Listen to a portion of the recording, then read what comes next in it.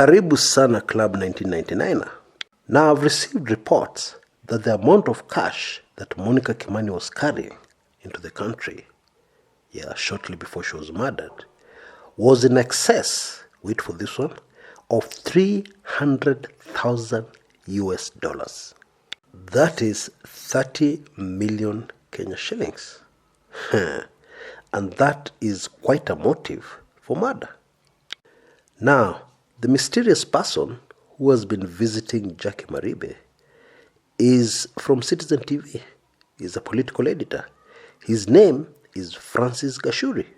Now, what I'm doing here is I'm quickly going through all the sensitive information, then we'll come back and analyze each one by one.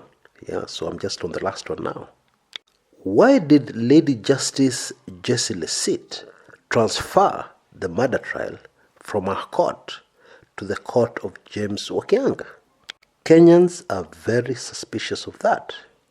However, there's some information here that many Kenyans are ignoring in trying to analyze the possible reasons. And I'm going to give you that information.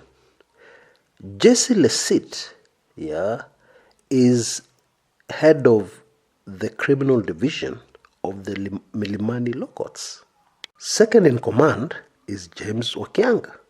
And therefore Judge Lesit, being the head of the department, being the boss, has got the prerogative of transferring cases where she wants, in consultation with the affected judges, of course. Now, of course, the other thing is that James Wakianga specializes, or rather has been hearing, a lot of murder cases. So that would be like his specialty. But we'll come back to that in a minute. Let's go back to the first item.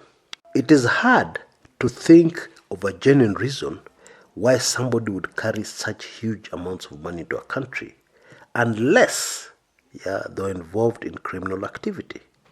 And therefore, the conclusion here, the only conclusion, is that the late Monica Kimani was involved in activities that were not legal.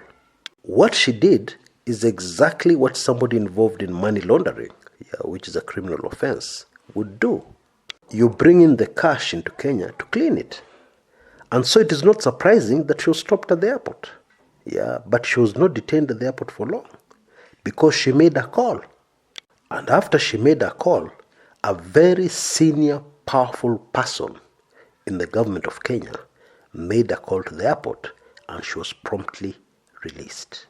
So the big question here is, who is this person who called the airport? Fortunately for us, there are very few places where such a call would have come from. The way the Kenyan government works at the moment, even a cabinet secretary would not have the power to call the airport, and get somebody involved in money laundering released. And so, that call would only have come from two possible places. The National Intelligence Service, senior intelligence officers, or from State House. And by the way, when I say a call from State House, I don't mean a call from the head of state, because that's not how it works. I mean a call from somebody close to him, one of his workers, very close to him and very powerful.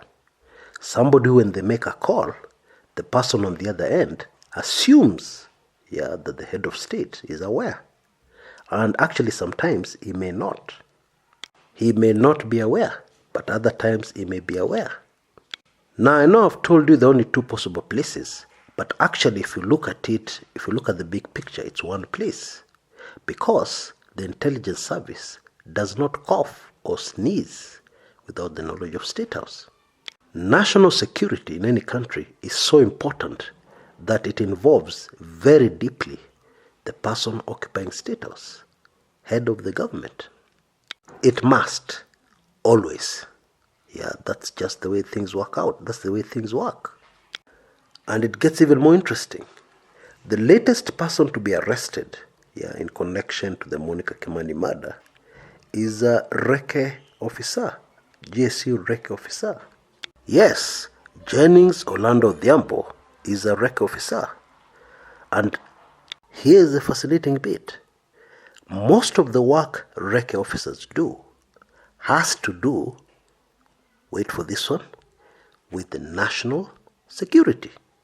And so, the people who released Monica Kimani from the airport, despite the fact that she was breaking the law, are the same people who are closely linked with her murder. That's the bottom line. Now, the sign which we have to wait for, so that we know what's really going on here, should happen before November 2nd.